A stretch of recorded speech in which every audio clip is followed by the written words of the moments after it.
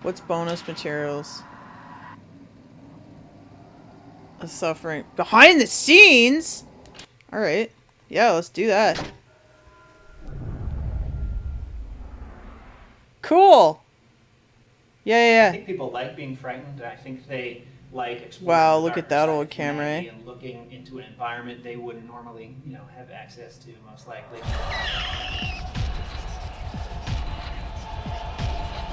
Oh, that's rad.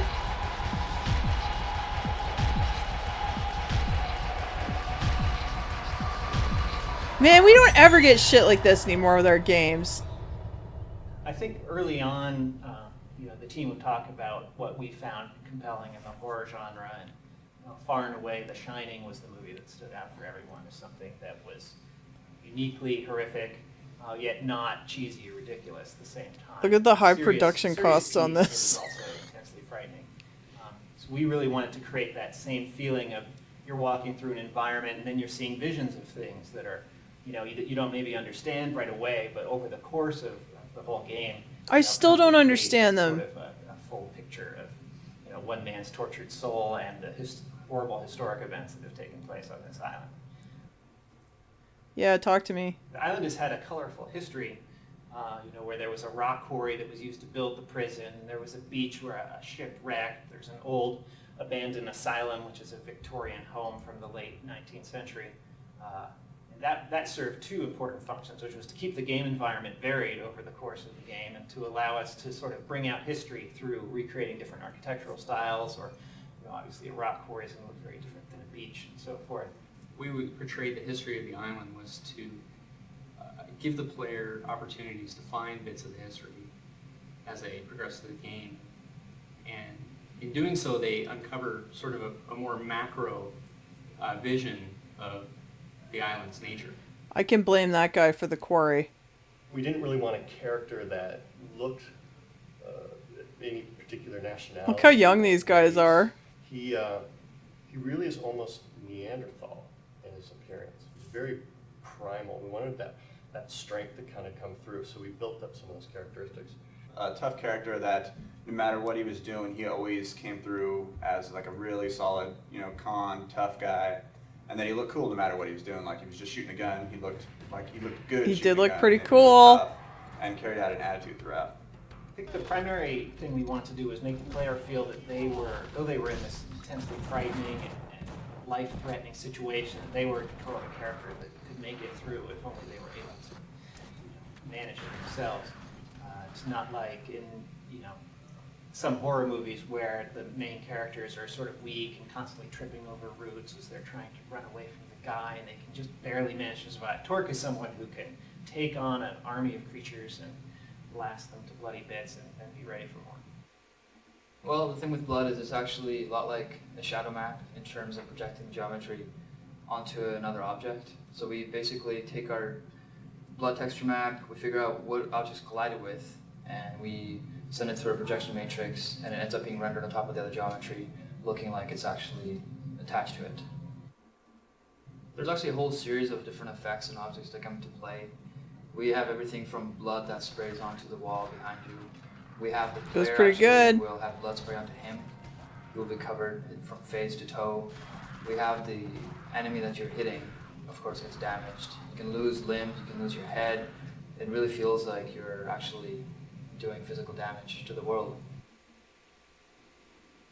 Something that was also important to me was to explore sort of the relationship between corrections officers and inmates. Since it is a prison environment, there's a lot of tension between. You couldn't have gotten these guys a mic, and you couldn't have told them don't wear logos. Control over the prison. Oh, he won't say. Claims he blacked the whole thing out. A likely story. Ernesto, The you needle's too good for him. motherfucker. Filthy inmate, they should all die. A likely story. The needle's too good for him. Filthy inmate, they should all die. Since we were going for sort of a continuous immersive experience, we didn't have the benefit of mission screens or voiceover narration or something helping the player along. So it was a real challenge to sort of get the characters to both talk in a way that's realistic and also in a way that'll convey the story to the player. Welcome to Carnage, inmates. Enjoy your stay.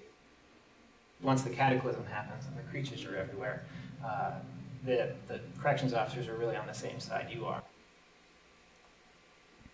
From the Stanny. beginning, we wanted to stay away from zombies and the more tired horror cliches that everyone's had enough of, and wanted to move on to something that was more disturbing and more unique to this experience. I think it was also early on we decided we wanted to have a theme for all the creatures so that they weren't just this random Cthulhu. They were creature mostly or, good. Yeah, this random apparition. Instead, it was they're each themed after different execution methods, which ties into the history of Carnate and all the various forms of humans killing humans that have gone on there.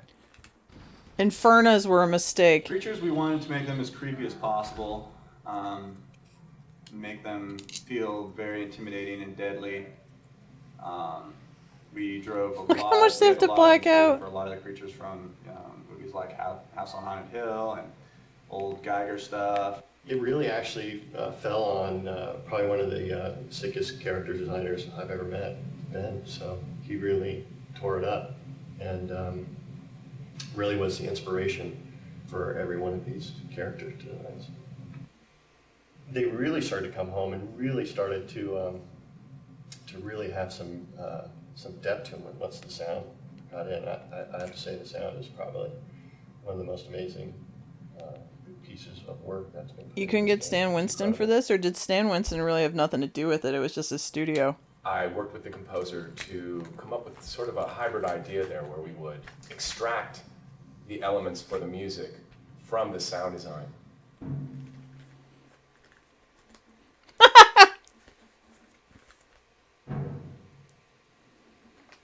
Look at the exciting world of sound making.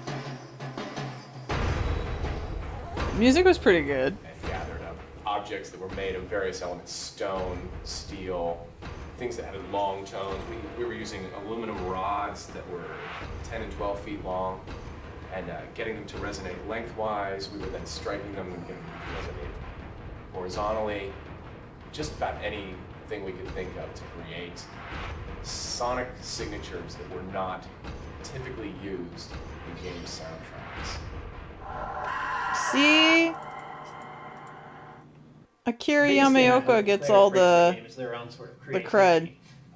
We've created sort of a world that the player can explore and can see the various historical events, but at the same time we were fairly careful not to explain too much to the player. So there's going to be a lot of sort of connecting the dots and putting your own spin on, well, I think this is what happened here, or understanding Torque's backstory. Different players may see it differently, and that's important since you are Torque going through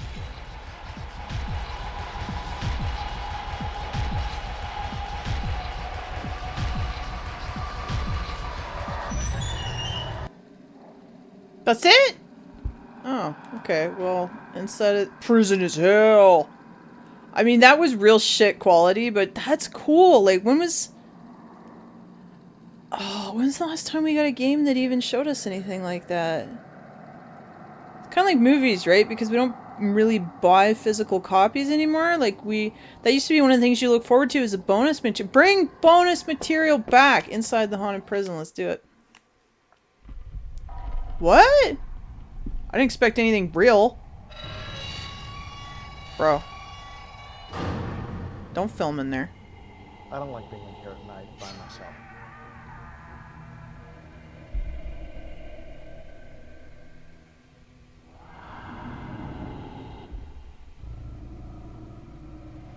If there are ghosts anywhere, they would be here. Dude. Prisons and jails built in America in the 17 and 1800s were gruesome reminders that crime did not pay. In a time when deplorable living conditions walked hand in hand with death and personal tragedy, these institutions of punishment were truly terrifying places that assuredly left deep psychic fissures in this world and the next. The Eastern State Penitentiary in Philadelphia, Pennsylvania, was just such a place.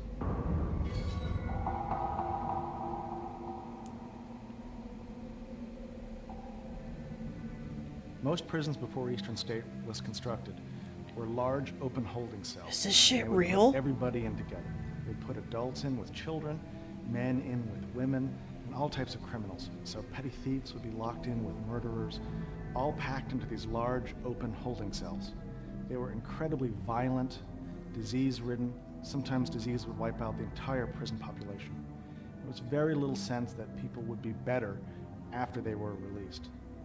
In response to these wretched conditions, a new type of prison was planned. Built on an elevated cherry orchard just outside Philadelphia, the Eastern State Penitentiary was supposed to be a new and humane way to house prisoners. But in fact, it turned out to be a place of solitude and misery. In the early years, prisoners at Eastern State lived in extreme isolation. They woke up in their cells, spent 23 hours a day in their cell, went to bed in their cell, and knew almost nothing aside from this small white room. The typical sentence was about 2 years. Inmates were given some kind of simple work to do in their cells and given nothing to read except for the Bible. The majority of them were illiterate anyway. And so, in the early decades of the prison's use, the experience of an inmate would be about surviving isolation, day in, day out, for years at a time with almost no human contact. Spending years in strict isolation can drive a person insane.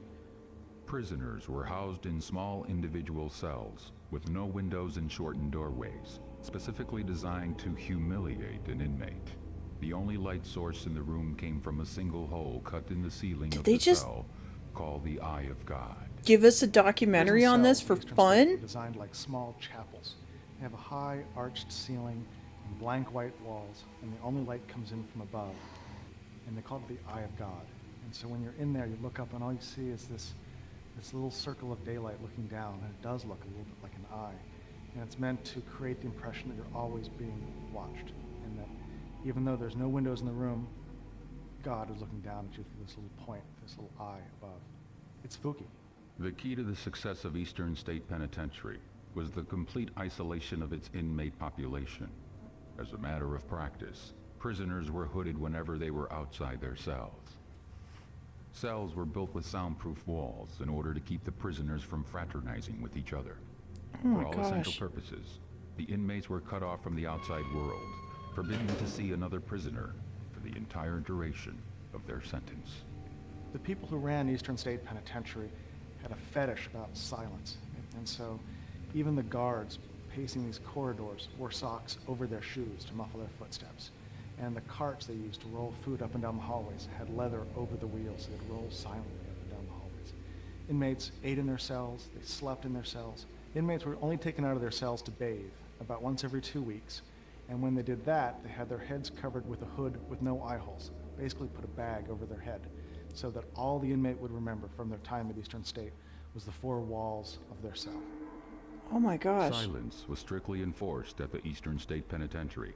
If a prisoner was caught making any noise at all, they were severely punished. What would that do to your Prisoners who continually brain? broke the rules faced stiffer and stiffer penalties. Over time, the prison's administrators had to resort to more intense forms of punishment to get their point across. This shit is real. Punishments for repeat offenders included the straitjacket, the iron gag, and a particularly hideous contraption called the mad chair. Most prisons at the time were extremely violent, and inmates who came into Eastern State could expect at first they'd be treated very well. But if inmates committed infractions of the rules at Eastern State, they'd be treated the way they'd be treated at any other prison in the early 1800s, which was with extreme force. Sometimes they would take inmates out into their exercise yards, hang them by their wrists from chains, strip them naked, and douse them with water in the wintertime. There's accounts of one inmate having ice hanging from his beard while he hung naked out in the exercise yards. There was even an inmate named Matthias Macumsey who was consistently making noise, and they couldn't get him to stop. And they put him in a device they called the iron gag. It held his hands behind his back, and a bar went up and into his mouth and put a metal rod against his tongue to keep him quiet. And he struggled against it, and his tongue swelled, and he choked to death. There was an investigation. They looked into it and decided that he'd asked for it. He had it coming. This was typical for the way prisons were run at the time. Life was cheap in the early 1800s. What the hell? If a prisoner survived solitary confinement and had the physical strength to conquer the prison's many torture devices, he had one more demon to defeat, that being disease. The prison's poorly designed heating, plumbing, and ventilation systems worked together to spread the putrid odor of human waste to every nook and cranny of the building. These unsanitary conditions caused outbreaks of illness that ravaged both the inmate population and the guards assigned to maintain order in the prison. Without a doubt, serving time at the Eastern State Penitentiary was a mind-numbing experience. There were many documented instances where prisoners went insane because they could not handle the isolated conditions that were the mainstay of the prison. The Pennsylvania system of punishment at the Eastern State Penitentiary was finally abandoned as it produced very few reformed prisoners. You think? For over 150 years, the Eastern State Penitentiary housed murderers, gangsters, and the criminally insane. Al Capone, America's most notorious gangster, was sentenced to 1 year at the Eastern State Penitentiary in 1929. By far the most famous of our alumni is Al Capone. A lot of people don't realize that the first time that Capone was in prison was in Philadelphia. He was traveling from Atlantic City back to his home in Chicago, and Philadelphia police stopped him while he was in town and searched him and found that Capone was carrying a .38 caliber revolver and it was loaded. The courts in Philadelphia wanted to make an example out of this famous Chicago gangster, and so they gave him the maximum sentence, which was 1 year in prison. Ironically, though, they sent him up here to Eastern State Penitentiary, and while the courts were trying to be harsh with Capone, the Department of Corrections was extremely generous.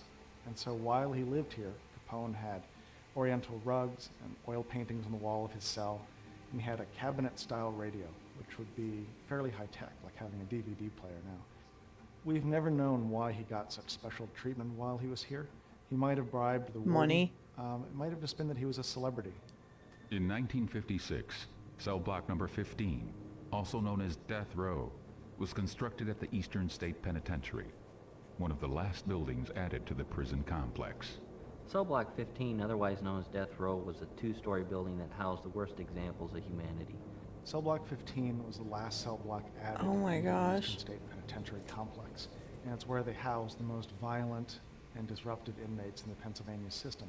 It's the only cell block that had the modern electronic door locks where they could open and close cells by pushing buttons, which kept the guards distanced from the inmates. They were scared of these guys. Many inmates spent the last weeks, days, hours of their life inside of cell block 15. That's And on the 100% day of their haunted. execution, they'd be shipped out to a different institution to die in Pennsylvania's electric chair. By the 1960s, the march of time had been particularly unforgiving to the old prison. The Eastern State Penitentiary was considered out of date and in a state of miserable disrepair, and in 1971, the Commonwealth of Pennsylvania officially closed the doors of the historic Eastern State Penitentiary. Reopened in 1994 as an historic site, daily public tours are conducted at the Eastern State Penitentiary, and special ghost tours are held at night prior to Halloween. I gotta go see No that. other place could be found to host a ghost tour. In fact, many visitors come to the prison in the hopes of having a supernatural encounter with one of its many spirits. The prison's fortress-like atmosphere, crumbling cell blocks, and water-stained ceilings most certainly lends itself to the perception that the place could be haunted. I think there's a couple different reasons that Eastern State is so haunted. First is the stone construction. A lot of old buildings, especially public works buildings, That's just were a made out of castle. stone. And a lot of paranormal researchers have proven that certain types of stone seem to magnify or collect psychic or spirit energy, and that would explain why a lot of castles in Europe are reported to be haunted. Just the untimely demise of so many people and so many horrific experiences of the different prisoners there really have embedded themselves into the very foundations of the prison. And it's like a giant tape recorder that replays these horrific experiences over and over and over again, and probably will never end with the amount of torture and torment that's taken place there. But for those lucky or unlucky few who have experienced something not of this world inside the prison, paranormal ambience definitely does not account for all the things they have encountered there. In September 2001, members of the Philadelphia Ghost Hunters Alliance conducted an investigation at various locations within the main part of the prison. Armed with night vision scopes, digital recorders, and photographic equipment, investigators set out to find evidence that ghosts exist at the Eastern State Penitentiary. Their investigation really focused on cell blocks 5 and 6. Members, initially when they arrived, reported seeing a figure step out of a cell, and it caught one of the members' attention, and they went and investigated further, and as the investigator approached, the figure stepped back in the cell. And when the investigator arrived, they found that the cell was empty. The Philadelphia Ghost Hunters Alliance basically determined after their investigation that the prison really could be haunted based on all the numerous experiences that they dealt with on that particular evening. According to various paranormal researchers, there are Dude. several areas in the Eastern State Penitentiary that appear to magnify the spirit energy trapped within its walls. Guards and visitors over the years reported hearing disembodied voices and screams and wails and cries that just seemed to emanate from the deepest bowels of the prison, where no person could actually get to. Ghostly encounters are not limited to the prison building alone. The ghost of a prison guard has been observed numerous times in one of the prison's guard towers. What did the guard witness in the courtyard that tethers his spirit to the prison even in death? No one knows for sure. One of the towers, a guard is seen to keep watch on an empty prison. Why a prison guard would want to be there after they've passed on to the other side, I don't know. But who knows the horrors that this particular guard has seen during his time at the prison. And he's still said to keep watch from his guard tower, watch the inner courtyard of the prison. Probably one of the eeriest stories told about the old deteriorating landmark centers around the terrifying experience of a locksmith who was called into work on several locks inside the prison. When the prison became a historical location, they started doing ghost tours right before Halloween. And a locksmith was called in to work on a couple of the older locks just to facilitate the tour. As the gentleman was working on the locks, he looked down the hall and he saw a person standing there watching him. He had that feeling that somebody or something was watching him. And as he looked at this figure, he noticed that it started to kind of fade. It was solid as you or I, and then it would just kind of turn into like a smoke or just a kind of an outline of a person. And as he watched, he noticed that this smoke started to move down the hall towards him. And he sat there in kind of a stunned silence watching this smoke just kind of creep down the hall, and right before it reached him, it shot up into the ceiling.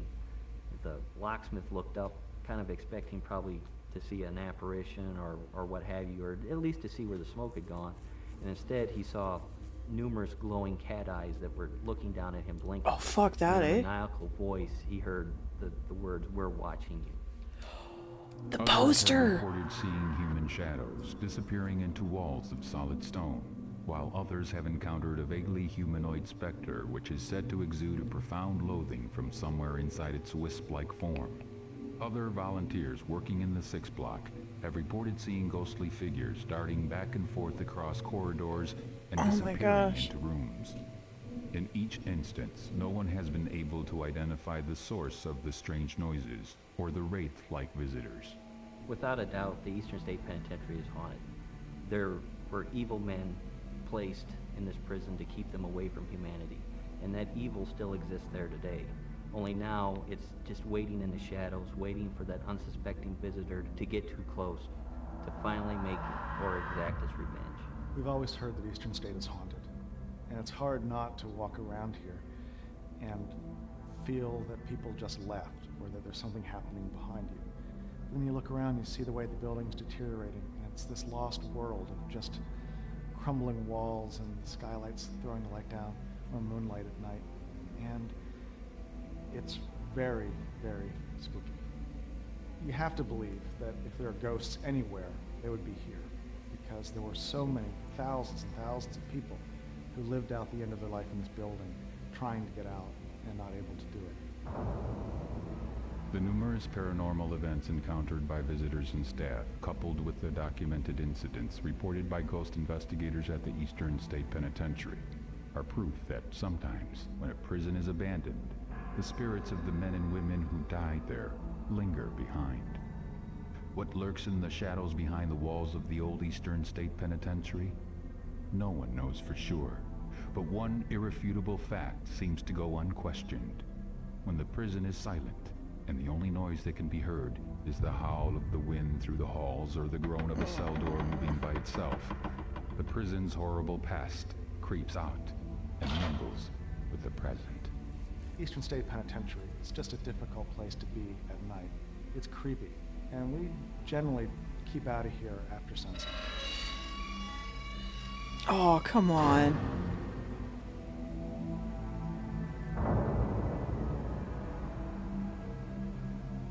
I appreciate the free documentary. I know I blabbed through that, and I'm sorry. You can it's on YouTube. Just put in like the suffering behind the scene. There's more stuff.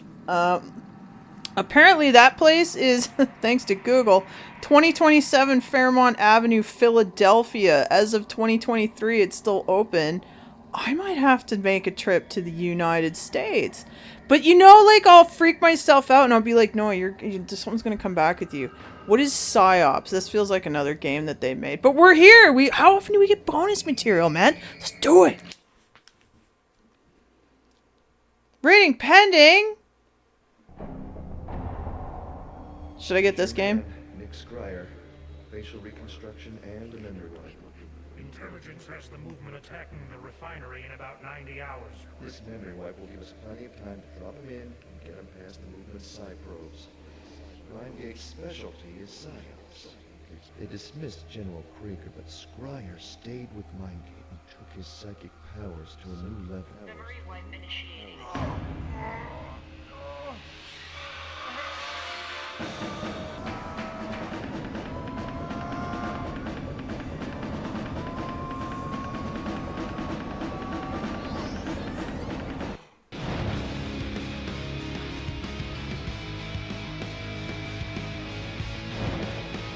This looks kind of cool. Listen to that guitar track from the 2000s. Yeah. Oh, that guy missed, man, for sure. Mind Drain. This is like what Galarian should have been. Yo, how do I get this game?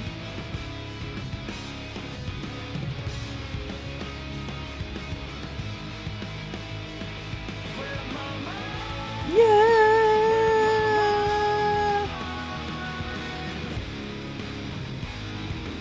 I've never heard of this game.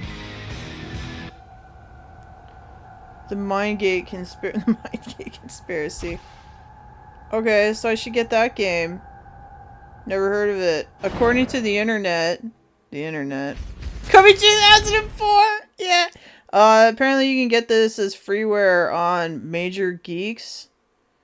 I don't know. I'm sure I could just find the disc somewhere. Because that always goes so well. Well, that was fun. Let's play more games.